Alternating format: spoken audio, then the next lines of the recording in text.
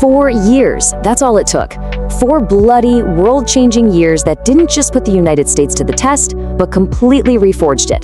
Today, we're jumping right into that fire that created a new American nation. Let's get to it. I love this quote because it just captures the situation perfectly. See, this wasn't some sudden snap.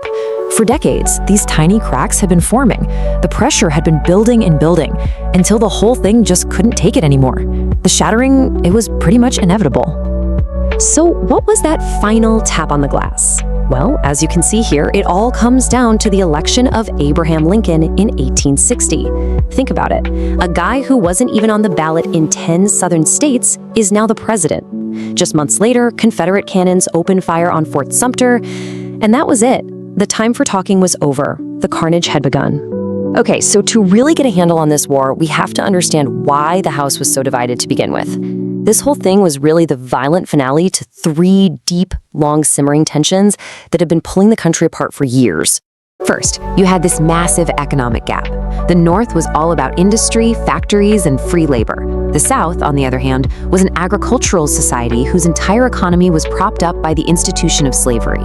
Second, there was a huge legal question. Can a state just leave the Union? The South said yes, but Lincoln's North said absolutely not.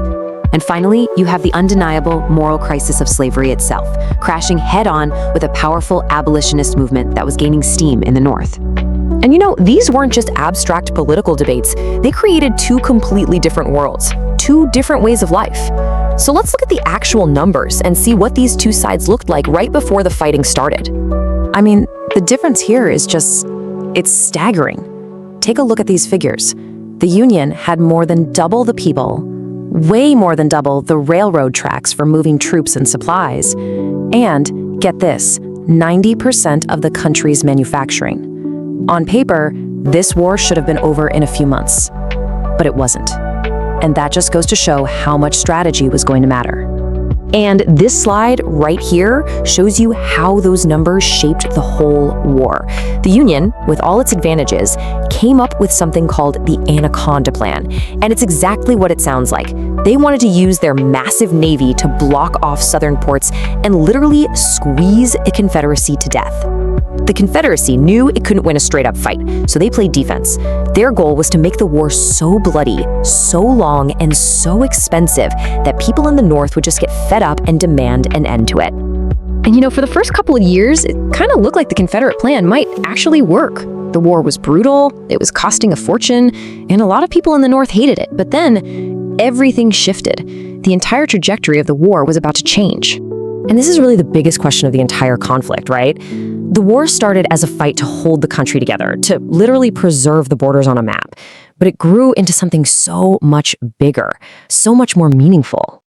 This massive transformation basically happened in 2 crucial steps, centered on 2 of the most famous battles in American history. First, you have the moral turning point at Antietam in 1862, and then, 1 year later, the huge military turning point at Gettysburg. So after the Union managed to get a tactical win at Antietam, which was, by the way, the single bloodiest day in American history, Lincoln finally had the political momentum he needed. He issued the Emancipation Proclamation. Now, this was a genius move. It didn't actually free all enslaved people at once, just those in rebel territory, but its symbolic power was off the charts. It officially changed the meaning of the war. It was no longer just about geography, it was about freedom. This new moral purpose, this idea of a crusade, gave the Union a second wind. And with the military tide finally turning after Gettysburg, the Union's leadership, now under Ulysses S. Grant, decided to unleash a final, brutal strategy to just end it once and for all. They called it total war, and the idea behind it is grim. The goal wasn't just to beat the Confederate armies on the battlefields anymore. It was to destroy the South's entire ability to wage war. For the soldiers, and especially for the civilians, this was a terrifying new reality. General Sherman's March to the Sea is the most famous example. His army tore up railroads and burned farms, factories, anything that could possibly help the Southern war effort. It was devastating, it was brutal, and it worked. By April of 1865, the Confederacy was broken. The war officially ended when General Lee surrendered. But the end of the shooting wasn't really an ending at all. It was the beginning of what you could call an unfinished revolution. The cost was just unbelievable.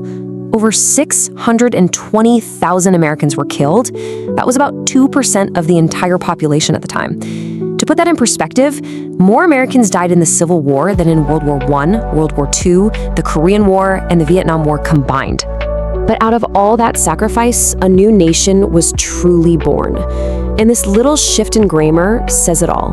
Before the war, people would often say the United States are, treating it as a collection of different states.